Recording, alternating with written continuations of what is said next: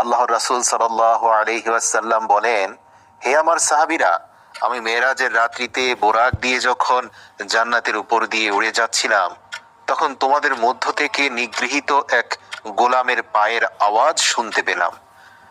তখন আল্লাহর রাসূল এমন একজন ব্যক্তির নাম নিলেন যে ছিল একজন গোলাম, গায়ের রং কালো, অত্যাচারিত, নিরীহ, নিপীড়িত। সকল সাহাবীরা অবাক হয়ে গেল। তারা বলল, ইয়া রাসূলুল্লাহ, এই ব্যক্তির পায়ের আওয়াজ জান্নাতে কেন প্রতিধ্বনিত হবে? তখন আল্লাহর রাসূল বললেন, হ্যাঁ, এটা আমার কথা নয়, এটা সরাসরি জিবরাইল আমিন আমাকে বলেছেন, এটা আল্লাহর নির্দেশ। প্রিয় দর্শক, আপনাদের জানিয়ে রাখি, উমাইয়া ইবনে খালফ ছিলেন মক্কার নেতাদের মধ্য হতে একজন গুরুত্বপূর্ণ এবং প্রভাবশালী নেতা। বলা যেতে পারে কুফর ও শিরকের এক শ্রেষ্ঠ উদাহরণ এই ব্যক্তি। তৎকালীন সময়ে তাকে বলা হতো মুসলমানদের জন্য এক জীবন্ত শয়তান। একদিন সে জানতে পারলো যে তার এক দাস মূর্তি পূজা করতে অস্বীকার করছে এবং অন্য কাউকে নিজের মাবুদ বানিয়েছে। সে তৎক্ষণাৎ তার সেই দাসকে ডেকে জিজ্ঞাসা করলো, আমি শুনেছি তুমি অন্য কোনো দেবতার ইবাদত করছো, সত্যি করে বলো তুমি কার ইবাদত করো? গোলাম বলল, আমি মুহাম্মদ সাল্লাল্লাহু আলাইহি ওয়াসাল্লামের রবের ইবাদত করি। উমাইয়া ইবনে খালফ এই কথা শুনে রাগে লাল হয়ে গেলেন এবং বললেন, মুহাম্মদের রবের ইবাদত করার মানে হচ্ছে তুমি আমার পবিত্র মূর্তিসমূহের শত্রু হয়ে গেছো। ভালোই ভালোই সোজা পথে ফিরে এসো, নাইলে অপমানিত হয়ে মৃত্যুবরণ করবে। আমি কিছুতেই এটা সহ্য করতে পারি না যে তুমি একজন মূর্তি পূজারীর দাস হয়ে মুহাম্মদের ঈশ্বরের ইবাদত করো। কিন্তু সেই দাস কি উত্তর দিলেন জানেন? সে একনিষ্ঠ হৃদয়ে বলল, হে আমার মালিক, আমার শরীরের উপর আপনার হস্তক্ষেপ চলতে পারে, তবে আমার অন্তরের উপর আপনার কোনো ক্ষমতা চলবে না। আমি আমার হৃদয় এবং আমি আমার প্রাণ মুহাম্মদ এবং তার আল্লাহর জন্য সঁপে দিয়েছি। কোনোভাবেই মূর্তির সামনে মাথা নত করা আমার পক্ষে সম্ভব নয়। গোলামের এই উত্তর শুনে উমাইয়া বিন খালফ রাগে এবং ক্ষোভে যেন উন্মাদ হয়ে গেল। একজন ক্রীতদাস তার মুখের উপর এত সাহসিকতা প্রদর্শন করলো, এই মুহাম্মদের অনুসারীদের মধ্যে সাহস বেড়ে যাচ্ছে। সে কঠোরভাবে বলল, ঠিক আছে, তাহলে এবার তোর ধর্মত্যাগের মজা উপভোগ কর। আমিও দেখব কিভাবে মুহাম্মদ এবং তার ঈশ্বর তোকে রক্ষা করে। এরপর থেকে সেই গোলামের উপর শুরু হয় অমানবিক অত্যাচার। মরুভূমির উত্তপ্ত বাড়ির উপর খালি গায়ে তাকে পাথর চাপা দেওয়া হয়েছিল।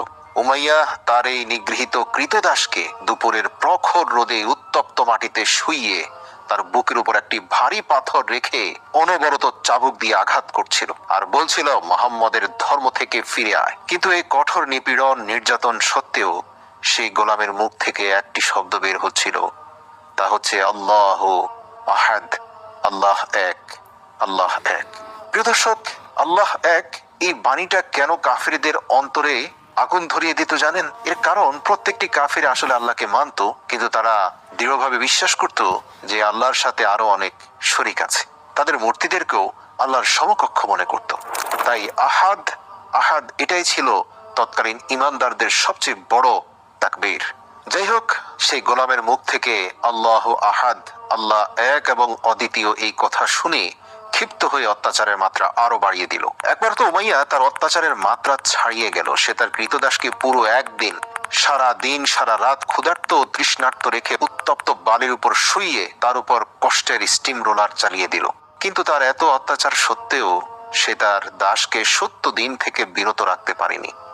অবশেষে ক্লান্ত হয়ে উমাইয়া মক্কার কিছু বদমাশ ছেলেপেলেদেরকে ডেকে আনলো এবং তাদেরকে বলল, এই ক্রীতদাসকে এতটা যন্ত্রণা এবং কষ্ট দাও যাতে সে মুহাম্মদ এবং তার রবের নাম নিতেও ভুলে যায়। এই বদমাশ ছেলেরা উমাইয়ার সন্তুষ্টি লাভ করার জন্য সেই অসহায় ক্রীতদাসকে অত্যন্ত বাজেভাবে মারধর করতে লাগলো। তারা সেই গোলামের শরীর থেকে সমস্ত কাপড় খুলে নিল, শরীরে লোহার চাদর দিয়ে ঢেকে প্রখর রোদে দাঁড় করিয়ে রাখতো। কিন্তু সে গোলামের মুখ থেকে আহাদ আহাদ ছাড়া আর কিছুই বের হতো না। আল্লাহু আকবার। চিন্তা করুন, আজ ইসলামের লেবাসধারীরা সব জায়গায় সম্মানিত হয়, উন্নত মানের খাবার এবং আহার পায়, ওয়াজ মাহফিলে মোটা অঙ্কের অর্থ পায়, আর সে সময় শুধুমাত্র এক এবং অদ্বিতীয় খোদার অনুসরণ করার অপরাধে পাথর চাপা দিয়ে মরুভূমিতে চাবুকের আঘাত করা হতো। ইসলামের জন্য এই অবর্ণনীয় জুলুম এবং নির্যাতন সহ্য করা এই সাহাবী আর কেউ নয়, হযরত বিলাল হাবশী রাদিয়াল্লাহু তাআলা আনহু। আল্লাহ রাসূল বলেন, আমি জান্নাতের উপর দিয়ে উড়ে যাওয়ার সময় যে পায়ের আওয়াজ শুনতে পেলাম, আমি জিবরাইলকে জিজ্ঞেস করলাম, এই মহান ব্যক্তিকে যার পায়ের আওয়াজ পুরো জান্নাতময় ভেসে বেড়াচ্ছে। তখন জিবরাইল বলল, ইয়া রাসূলুল্লাহ, এ হচ্ছে আপনার সাহাবী হযরত বিলালের পায়ের আওয়াজ। ইসলামের জন্য তার ত্যাগ আল্লাহ এত পছন্দ করেছেন যে কিয়ামত পর্যন্ত জান্নাতের প্রতিটি কোণায় বিলালের পায়ের আওয়াজ প্রতিধ্বনিত হবে। আল্লাহু আকবার। এভাবে জুলুম, নির্যাতন আর অত্যাচার চলছিল বিলালের উপর। এমনই একদিন হযরত আবু বকর সিদ্দিক রাদিয়াল্লাহু তাআলা আনহু সেই পথ দিয়ে যাচ্ছিলেন। হযরত আবু বকর সিদ্দিক রাদিয়াল্লাহু তাআলা আনহু উমাইয়াকে ডেকে বললেন, হে উমাইয়া, এই অসহায় ও মজলুম ব্যক্তির উপর এত অত্যাচার কেন করছো ভাই? বুঝলাম সে তোমার গোলাম, তাই বলে এত অমানবিক হওয়াকে তোমার মানায়? সে যেহেতু এক এবং অদ্বিতীয় আল্লাহর ইবাদত করে, তুমি তার উপর একটু ইহসান করলে এই অনুগ্রহ প্রদর্শনের জন্য পরকালে তুমি আল্লাহর কাছে অনেক যাজা খায়ের পাবে। এই কথা শুনে উমাইয়া অত্যন্ত ঔদ্ধত্যের সাথে বলল, আমি তোমার এইসব কাল্পনিক আখিরাতের ধারণায় বিশ্বাস করি না। আমার মনে যা আসে আমি তাই করব। হযরত আবু বকর সিদ্দিক রাদিয়াল্লাহু তাআলা আনহু এই উত্তর শুনে খুবই ব্যথিত হলেন। কিন্তু তারপরও হযরত আবু বকর সিদ্দিক রাদিয়াল্লাহু তাআলা আনহু তাকে বুঝিয়ে বলতে লাগলেন, ভাই, এই অসহায়টি মানুষের উপর আর অমানবিক জুলুম নির্যাতন করো না। উমাইয়া আবু বকরের এই অনবরত অনুরোধ শুনে বিরক্ত হয়ে বললেন, তুমি যদি এই গোলামের প্রতি এতই সহানুভূতিশীল হও, তাহলে এই মক্কার সর্বশ্রেষ্ঠ গোলাম ফাস্তাগ রুমিকে আমার হাতে দিয়ে দাও আর আমার এই নিকৃষ্ট গোলামকে নিয়ে নাও। প্রিয় দর্শক, একটা কথা বলি, মক্কার সবচেয়ে শক্তিশালী এবং সাহসী গোলামের নাম ছিল ফাস্তাগ রুমি। সেই গোলামের মালিক ছিল হযরত আবু বকর রাদিয়াল্লাহু তাআলা আনহু। উমাইয়ার ধারণা ছিল এই প্রস্তাবে আবু বকর কখনোই রাজি হবে না, কারণ দেখতে শুনতে কালো, নিগৃহীত, দুর্বল বেলালের বিনিময়ে আবু বকর কখনোই তার গোলাম ফাস্তাগ রুমিকে দেবে না। কিন্তু আবু বকর রাদিয়াল্লাহু তাআলা আনহু উমাইয়াকে অবাক করে দিয়ে সাথে সাথে রাজি হয়ে গেলেন। যেখানে উমাইয়ার ধারণা ছিল যে ফাস্তাগ একজন অত্যন্ত বরকতময় এবং সাহসী শক্তিশালী গোলাম, যার দাম বেলালের থেকে কয়েক গুণ বেশি, যে বিনিময়ে কখনোই আবু বকর রাজি হবে না, সেখানে আবু বকর এত সহজে রাজি হয়ে গেল। সঙ্গে সঙ্গে উমাইয়া নিজের গোল পাল্টে ফেলল এবং বলল, ঠিক আছে, শুধু তোমার ওই ফাস্তাগ রুমিকে দিলেই হবে না, সাথে 40 উকিয়া রৌপ্যও দিতে হবে। হযরত আবু বকর সিদ্দিক রাদিয়াল্লাহু তাআলা আনহু বললেন, হ্যাঁ দেব, তবে শর্ত হচ্ছে এই মুহূর্ত থেকে আর একটি আঘাতও তুমি বেলালের গায়ে করতে পারবে না। উমাইয়া রাজি হয়ে গেল। সে মক্কার সবচেয়ে সাহসী এবং শক্তিশালী গোলামকে পেয়ে গেল, সাথে 40 উকিয়া রৌপ্য পেল। হযরত বেলাল রাদিয়াল্লাহু তাআলা আনহুকে খরিদ করে আবু বকর রাদিয়াল্লাহু তাআলা আনহু সাথে সাথে রাসূল সাল্লাল্লাহু আলাইহি সাল্লামের দরবারে হাজির হয়ে গেলেন। রাসূলুল্লাহ সাল্লাল্লাহু আলাইহি সাল্লাম বেলালের এই কথা শুনে অত্যন্ত খুশি হয়ে বললেন, হে আবু বকর, দয়া করে এই নেক কাজে আমাকেও শরীক করো।